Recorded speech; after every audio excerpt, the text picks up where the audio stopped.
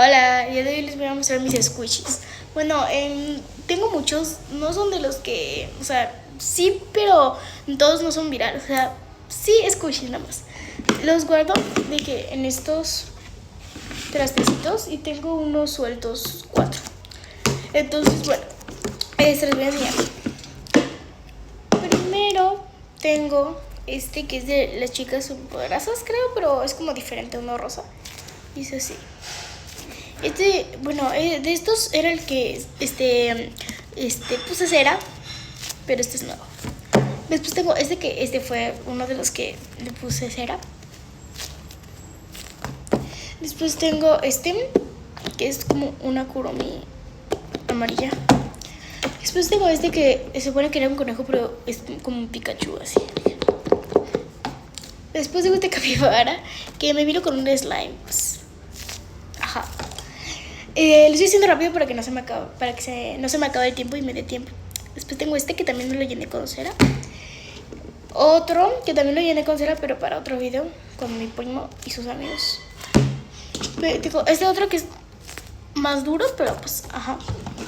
Después, bueno, tengo que yo hice.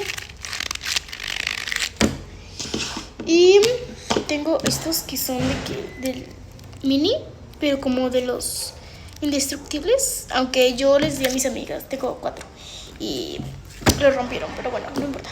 Después tengo Kuromi, que ya está medio despintado, pero es como. Después tengo Labu, que ya está despintado y no se escucha, pero es como que se escucha que tiene agua, pero bueno, es como que sí.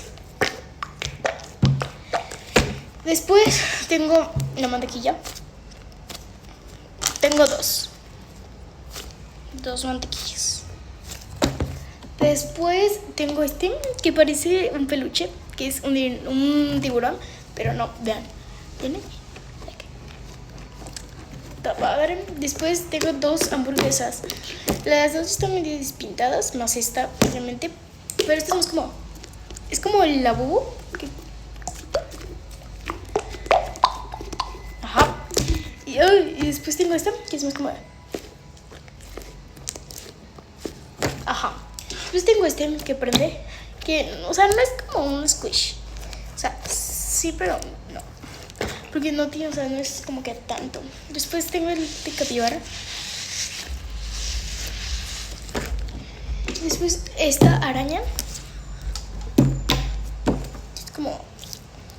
Es más dura, pero, ajá. Y después tengo que la verdad